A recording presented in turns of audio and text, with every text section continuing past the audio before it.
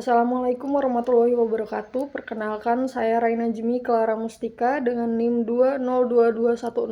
2022101103103115554 akan menjelaskan terkait dengan pemidanaan dalam pasal 51 KUHP baru.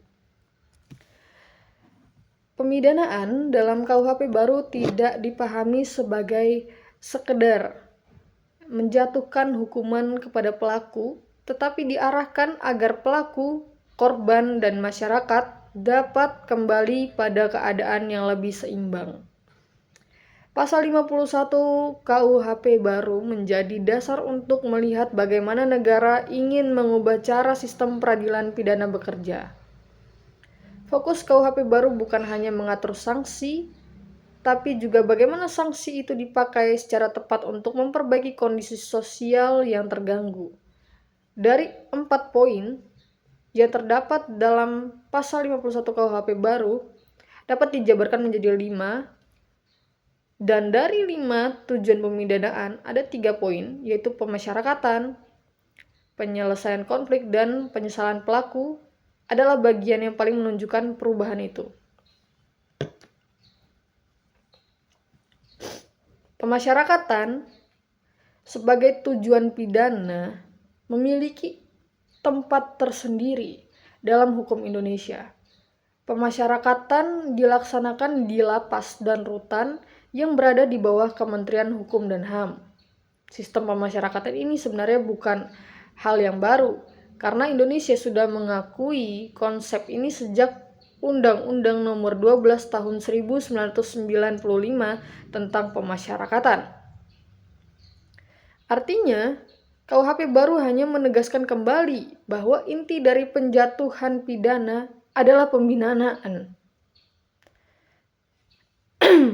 Di dalam lapas, terpidana tidak diperlakukan sebagai orang yang harus dihukum habis-habisan, tetapi sebagai orang yang perlu diarahkan agar berfungsi normal di masyarakat.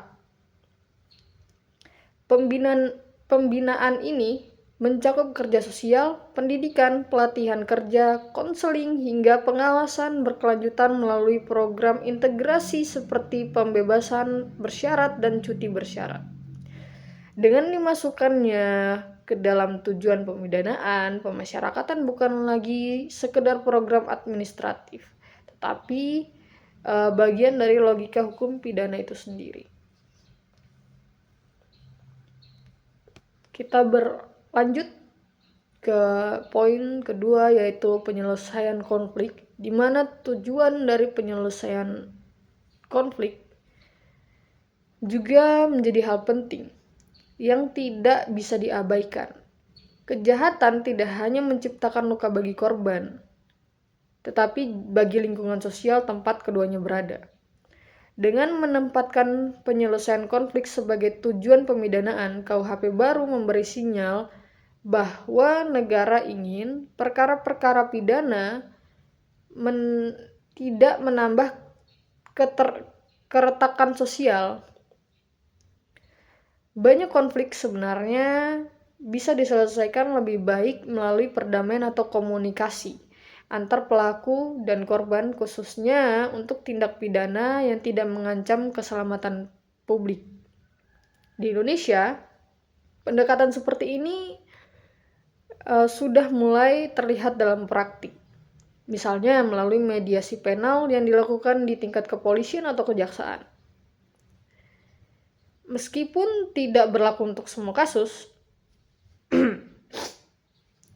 pendekatan ini menunjukkan bahwa hukum pidana tidak harus selalu berakhir di penjara, tetapi dapat diarahkan untuk memulihkan hubungan. Selanjutnya, menumbuhkan penyesalan pada pelaku. Itu menjadi tujuan utama yang ada dalam pasal 51 KUHP baru yang mempertegas aspek moral bagi pemidanaan. Pelaku yang menyesal biasanya menunjukkan sikap lebih terbuka terhadap pembinaan dan jarang mengulangi kesalahannya. Hakim pun sering mempertimbangkan penyesalan ini. melalui sikap pelaku selama persidangan, pengakuan yang jujur, hingga upaya meminta maaf kepada korban. Dan bagi korban sendiri, penyesalan pelaku dapat memberikan rasa keadilan yang lebih nyata dibanding sekedar melihat pelaku dihukum berat. Dalam konteks pemasyarakatan, penyesalan juga penting karena pembinaan tidak akan berjalan efektif jika pelaku tidak menyadari kesalahannya. Ketiga tujuan ini saling berkaitan dan saling mendukung satu sama lain. Pemasyarakatan yang baik hampir selalu dimulai dari penyesalan pelaku, dan penyelesaian konflik biasanya hanya mungkin dilakukan jika pelaku mengakui kesalahannya. Sebaliknya, penyelesaian konflik yang berhasil juga memudahkan pelaku untuk menjalani proses pembinaan karena tidak ada lagi tekanan oleh permusuhan dengan korban. Keterkaitan ini membuat pasal 51 KUHP baru tampil sebagai landasan untuk menciptakan pemidanaan yang lebih utuh dan lebih berorientasi pada masa depan. Dalam praktik di pengadilan, tujuan pemidanaan ini biasanya terlihat dari pertimbangan hakim dalam putusan.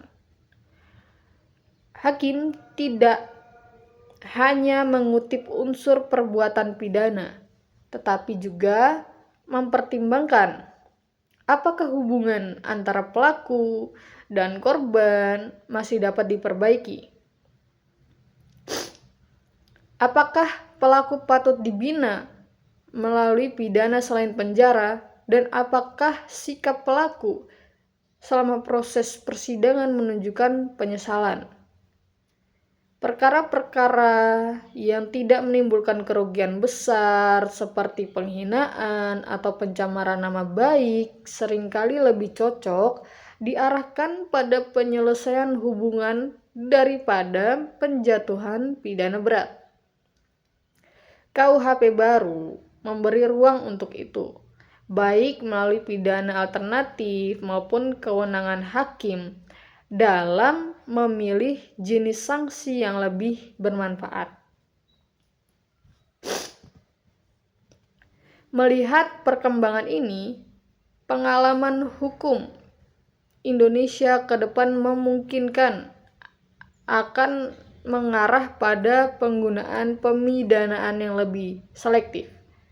Penjara tidak lagi menjadi pilihan utama untuk semua perkara, terutama bagi tindak pidana yang bisa diselesaikan dengan pendekatan restoratif. Sistem ini juga memberi manfaat bagi negara karena mengurangi kepadatan lapas dan membuka kesempatan bagi korban memperoleh penyelesaian yang lebih memuaskan. Dengan demikian, KUHP baru berada dalam jalur yang sejalan dengan kebutuhan masyarakat modern, yaitu pidana tetap tegas tetapi tidak kehilangan sisi kemanusiaannya.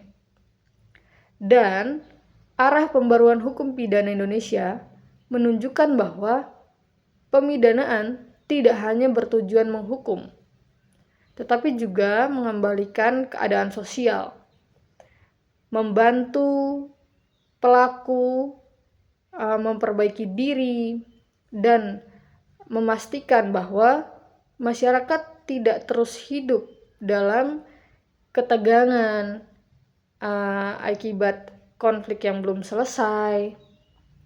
Dengan memahami keterkaitan pemasyarakatan, penyelesaian konflik, dan penyesalan pelaku, tampak bahwa pasal 51 KUHP baru menjadi dasar bagi pemidanaan yang lebih proporsional, lebih terukur, dan lebih bermanfaat bagi semua pihak. Sekian dari saya terkait dengan pasal 51 KUHP yang baru. Assalamualaikum warahmatullahi wabarakatuh.